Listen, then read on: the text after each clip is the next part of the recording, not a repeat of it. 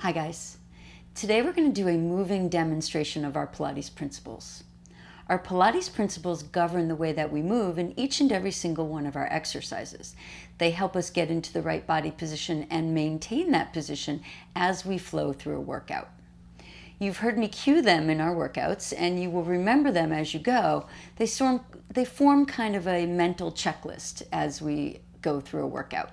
So we're going to run through them here today as we move so that we can understand them and learn how they relate to the way that we move our body.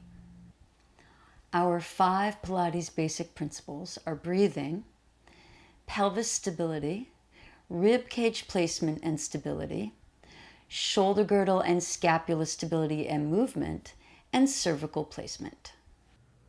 Before we get started moving through our Pilates principles, I want to talk a little bit about abdominals. Our abdominals are so key to a successful Pilates practice, but yet we don't really understand all that goes into the different layers of abdominals and how they help us move. So it's worth spending a little bit of time going through them first. So we have 3 layers of abdominal muscles. Our first layer that we're going to talk about is the transversus layer of abdominals, and that's the deepest, most internal layer of abdominals. It wraps horizontally all the way around our torso, and its main function is to hold our organs in our body and to help us balance and stay standing. Coupled with the pelvic floor and the diaphragm from above, it really gives us all of our stability as we move. From there, we travel outwards to our internal and external obliques. And those are those diagonal shaped abdominals that run from our rib cage down to our pelvis. And they help us do movements such as bending and twisting, and also flexion of our pelvis, pulling our ribs and our hips closer together. And then we have our most superficial layer of abs, that rectus layer. It runs from your breastbone all the way down to your pubic bone, and it is the primary muscle for flexion, gets you up out of bed every morning. It's that very superficial six-pack muscle. So those are your 3 layers of abdominals. And what we are really concerned with in Pilates is that deep, deep transversus layer. And that's the one that gives you all your control and stability. It also gives you support for your back as we work.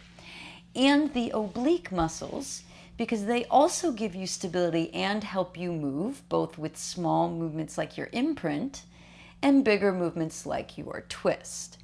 We are less concerned with that superficial layer of abs, that rectus layer, because it is often overworked and its main function is flexion, and we get that assistance with the obliques also. So you won't hear us talk too much about that rectus layer, but you will hear a lot of discussion and cueing about the other 2 layers of abdominals.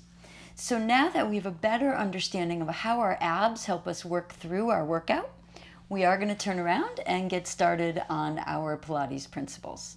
So grab your mat, and we're going to start seated, rounded over those legs in a nice relaxed position.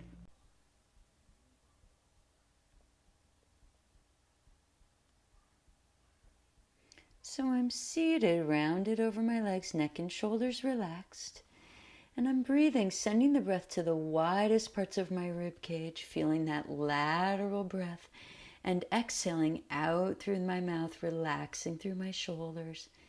And again, trying to reach the deepest parts of the lungs. Exhale, pulling the abs in. We can also stack it up and feel how our ribs respond. So I've got my fingertips on my ribs. As I inhale, they'll separate, and as I exhale, they'll come back together. Inhale, sending that breath wide. Exhale, as you blow out through that mouth, those hands will come closer together. Inhale, they go wide. Exhale, feel those ribs knit back together. That breath pours out through that mouth. One more time. And exhale, abdominals pulling in, shoulders are relaxed. Pelvis stability allows us to maintain and stabilize as we move through exercises. Our neutral pelvis is our most stable position, but is often unachievable for us because of our engagement of glutes. To work on pelvis stability, we're going to work on our imprint and release, allowing our internal obliques to pull our ribs and our hips closer to each other as we rock our lower back towards the mat, and then letting them release slightly as we rock our pelvis back to your natural curves. Exhaling to pull the abdominals in and then use those obliques to imprint and then rock back to the natural curves. As you do this, you get the pelvis rocking back and forth, allowing for the movement of the bones using the deep obliques rather than the more superficial glutes and hip flexor muscles. That allows you to gain the stability but have freedom of movement through the legs and the hips so that you can keep the pelvis stable while moving through the limbs. Taking your time to do this is one of the tenets of Pilates and one of the hardest things to achieve based on our everyday lives.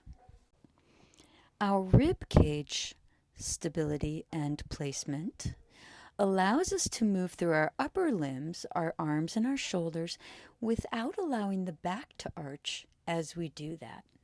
You want to be able to stabilize the rib cage so that the upper part of your back is in a neutral pelvis as we work through some of the upper quadrant exercises. To do this, lying on the back, keeping that heaviness in that rib cage as we breathe, and then feeling that wrapping of those ribs on that exhale. We did this earlier in our breathing exercises. It's reinforced here by keeping attention to that rib cage staying on the mat. Particularly when we inhale, our rib cage naturally extends and lifts. We want to make sure that we allow it to move naturally, but not overdo the movement, causing the back to arch and stability to be lost in through that torso. Wrapping through that rib cage as we breathe helps us to anchor that shoulder girdle. Shoulder girdle and scapula stabilization and stability works with our rib cage placement and stability in keeping our upper torso stable as we move through the arms. The scapula should be able to glide up and down as we move through the arms and forward and back as we move, engaging through the chest and the back muscles. However, sometimes we are a little bit over-engaged in the upper shoulder muscles and cause a jamming of those shoulders up to the ears. We therefore have to strengthen through the lower shoulder girdle muscles, the mid-traps, and the latissimus dorsi to find that ability to counterbalance the upper trapezius muscles that are tight. By doing that and evening out the weight flow, we will be able to achieve proper movement through the shoulder girdle and scapula stabilization. As we breathe and circle through the arms, you'll be able to feel whether or not your shoulders creep up as you move and whether or not you can stabilize from the muscles that are in that mid-back by the shoulder blades. Having that ability to stabilize there makes the upper body and torso much more stable as we work. Our cervical stability is one of the most challenging things to work on because our neck is very, very flexible. The vertebrae in our cervical spine are meant to move in all different directions and to allow us to move our head to view all around us. But because of that, we often put them in positions that overstress them and those tiny muscles in our neck that are associated with moving those vertebrae. So in our practice, we strive to have our neck in a natural position following the rest of our spine. So as we flex our spine up off the mat, we want our head to follow that gentle flexion of the upper back, but not overdo by jamming our chin to our chest. As we extend through our spine when we are on our stomach, we want the head to extend up with us, but not to overdo and overly cock the neck to look at the wall. Very, very easy for us to overdo these positions because we are very naturally over flexible in the cervical spine. So we often have to rein ourselves in and move in a more controlled manner. By doing so, we will allow the muscles in the neck to become much more relaxed, allowing for less neck tension, allowing for less stiff necks as we wake up or move throughout the day, and allowing our cervical spine to be a lot healthier and the movement through our upper torso to be a lot more stable. As you can see, some of our key exercises really put our principles into play as we move. So that thought that your principles should be a checklist as you run through your exercises should always be in your head. For example, in our 100, as we are flexed up through that upper body and holding those legs up, you want to keep an imprinted pelvis to support the lower back and stabilize against the weight of the legs being lifted. You want to put your neck in the right position as you curl the top of the body up and keep your shoulder girdle stable, sliding those muscles of the mid-back into position so that the shoulders don't creep up to the ears and cause extra tension in through those upper traps.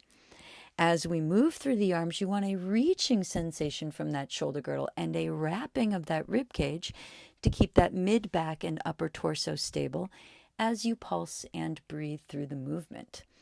Last but not least, as we know, that cervical spine should also be following the curve of the upper body, gently flexed forward but not jamming to your chest. Your gaze should fall right about on the top of your thighs by where your knees are. Having this ideal position will make this very quintessential Pilates exercise much easier to achieve and feel successful at. Our breaststroke is also another exercise where our principles are very easy to put into play and very easy to feel how they will help you gain stability. So on our stomach with our hands by our shoulders, your legs are nice and long and relaxed, but your abdominals are pulling in, keeping those abs tight in the front of your pelvis through your hip bones and your pubic bone anchored to the mat will give you that extra stability for your lower back in a position where we are working through a lot of the back muscles. As we breathe, inhale, you want to keep that deep transversus layer of abs engaged so that that lower back is supported by the abdominal muscles. And then as we start to move, we're going to open through the chest, sliding the shoulder girdle down, getting that stability there, and extending the top of the spine. That cervical spine will rise up with that extension, but not overcoming and looking at the wall so that those muscles are overextending the cervical spine. And then as we roll right back down to the mat, allowing the rib cage to connect with the mat one more time so that you are resting flat and not extending. You want to try and flow through this gentle rolling up and rolling down each movement from the middle part of the back through to the top of the head and then right back down in the opposite direction. We can also put our principles into play in our rotational exercises, such as our spine twist. Sitting up tall with a neutral pelvis allows you to feel those sits bones in your butt and keep your pelvis vertical so your lower back is supported by pulling your abs in. Traveling up to our rib cage, not allowing those ribs to pop and that upper back to arch, keeping that control with your rib cage placement. Traveling up to the shoulders, you want those upper traps to be relaxed and that engagement of that mid-shoulder girdle so that you can keep that whole upper torso long and connected, feeling that string pulling you from the ceiling so that your cervical spine is lifted and neutral. And then on the movement, using that strong exhale to put it all together and twist to one side, de-rotating back to the center, allowing those ribs to do the movement without too much force, and then going to the other side, and then back to the center. Using this breath to help us, we're going to use our exhale to engage and rotate, trying to get a little bit taller, and then inhale to rotate, feeling those ribs collapse but not sink. Inhale, staying and rotating on the exhale to the other side, and then right back to center. So those are our Pilates principles and some of the key basic exercises and how to think about the principles as you run through the exercises. I hope that you found it worthwhile and that you can refer back to it often as you go through your Pilates practice. Have a great day. Any questions? Let us know.